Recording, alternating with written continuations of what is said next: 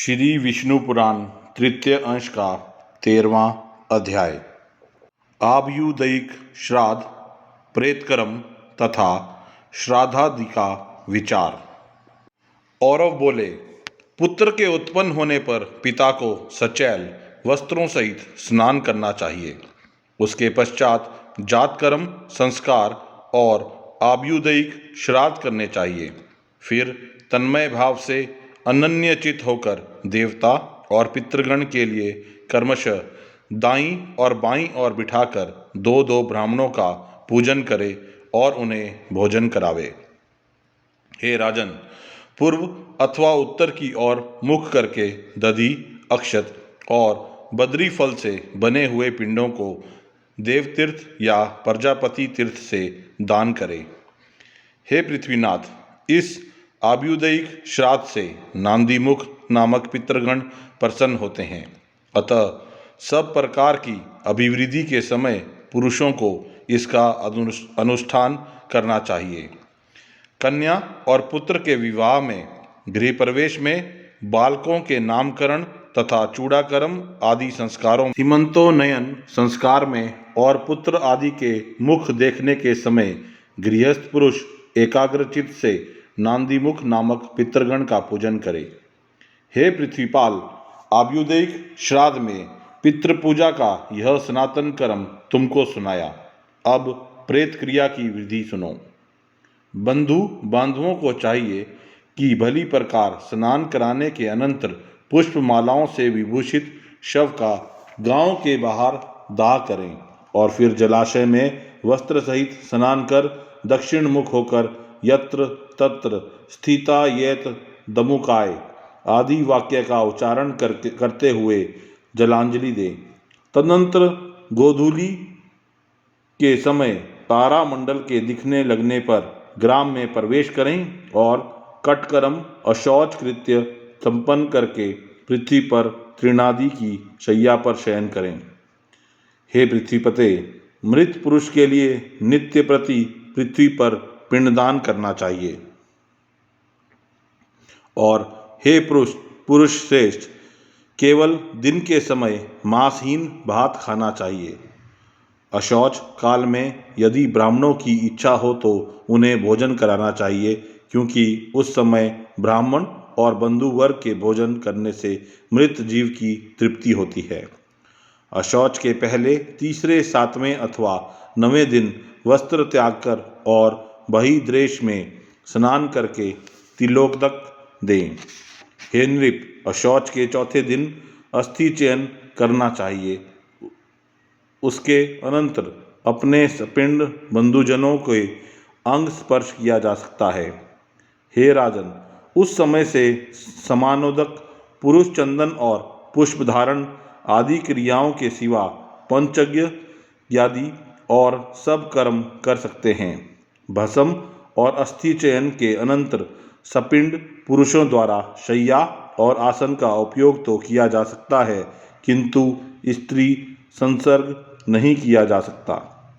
बालक, देशांतर स्थित व्यक्ति, पतित और तपस्वी के मरने पर तथा जल, अग्नि और उद्दंडन, फांसी लगाने आदि द्वारा आत्मघात करने पर शीघ्र ही अशौच की निवृत्ति हो जाती है।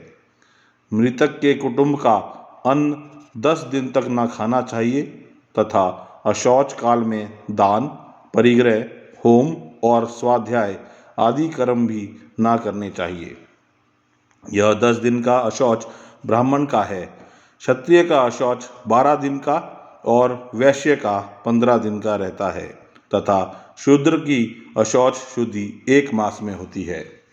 अशौच के अंत में इच्छानुसार अयुगम 3, 5, 7, 9 आदि ब्राह्मणों को भोजन करावे तथा उनकी उच्छिष्ट जूठन के निकट प्रेत की तृप्ति के लिए कुशा पर पिंडदान करें। अशौच शुद्धि हो जाने पर ब्रह्मभोज के अनंतर ब्राह्मण आदि चारों वर्णों को कर्मश जल, शस्त्र, प्रतोद, कोड़ा और लाठी का स्पर्श करना चाहिए। तदनंतर ब्राह्मण आदि वर्णों के जो जो जातीय धर्म बतलाए गए हैं उनका आचरण करें और स्वधर्मानुसार उपार्जित जीविका से निर्वाह करे। फिर प्रतिमास मृत्यु तिथि पर एकोदिष्ट श्राद्ध करे, जो आवाहनादि क्रिया और विश्वे देव संबंधी ब्राह्मण के आमंत्रण आदि से रहित होना चाहिए। उस समय एक अर्घ्य और एक पवित्रक देना चाहिए तथा बहुत से ब्राह्मणों के भोजन करने पर भी मृतक के लिए एक ही पिंडदान करना चाहिए। तदनंतर यजमान के अभिरम्यताम ऐसा कहने पर ब्राह्मणगण अभीरता स्म ऐसा कहें और फिर पिंडदान समाप्त होने पर अमुकस्य अक्षयमिद मुपतिष्ठाम इस वाक्य का उच्चारण करें। इस प्रकार 1 वर्ष तक प्रतिमास एकोदिष्ट कर्म करने का विधान है। हे राजेंद्र, वर्ष के समाप्त होने पर सपिंडीकरण करें, उसकी विधि सुनो। हे पार्थिव, इस सपिंडीकरण कर्म को भी 1 वर्ष 6 मास अथवा 12 दिन के अनंतर एकोदिष्ट श्राद्ध की विधि से ही करना चाहिए। इसमें तिल, गंध और जल से युक्त 4 पात्र रखें। इनमें से 1 पात्र मृत पुरुष का होता है तथा 3 पितृगण के होते हैं। फिर मृत पुरुष के पात्र स्थित जलादि से पितृगण के पात्रों को सिंचन करें। इस प्रकार मृत पुरुष को पितृत्व प्राप्त हो जाने पर संपूर्ण श्राद्ध धर्मों के द्वारा उस मृत पुरुष से ही आरंभ कर पितृगण का पूजन करें। हे राजन, पुत्र, पौत्र, परपौत्र, भाई, भतीजा अथवा अपनी सपिंड संतति में उत्पन्न हुआ पुरुष ही श्राद्धादि क्रिया करने का अधिकारी होता है। यदि इन सब का अभाव हो तो समानोदक की संतति अथवा मातृपक्ष के सपिंड अथवा समानोदक को इसका अधिकार है। हे राजन, मातृकुल और पितृकुल दोनों के नष्ट हो जाने पर स्त्री ही इस क्रिया को करे, अथवा यदि स्त्री भी ना हो तो साथियों में से ही कोई करे, या बांधव विहीन मृतक के धन से राजा ही उसके संपूर्ण प्रेत कर्म करे। संपूर्ण प्रेत कर्म 3 प्रकार के हैं: पूर्व कर्म, मध्य कर्म तथा उत्तर कर्म। इनके पृथक पृथक लक्षण सुनो। दाह से लेकर जल और शस्त्र आदि के स्पर्श प्रयत्न जितने कर्म हैं उनको पूर्व कर्म कहते हैं, तथा प्रत्येक मास में जो एकोदिष्ट श्राद्ध किया जाता है वह मध्य कर्म कहलाता है। और हे नृप, पिंडीकरण के पश्चात मृतक व्यक्ति के पितृत्व को प्राप्त हो जाने पर जो पितृकर्म किए जाते हैं वे उत्तर कर्म कहलाते हैं। माता पिता सपिंड समानोदक समूह के लोग अथवा उसके धन का अधिकारी राजा पूर्व कर्म कर सकते हैं, किंतु उत्तर कर्म केवल पुत्र, दौहित्र आदि अथवा उनकी संतान को ही करना चाहिए। हे राजन, प्रतिवर्ष मरण दिन पर स्त्रियों का भी उत्तर कर्म एकोदिष्ट श्राद्ध की विधि से अवश्य करना चाहिए।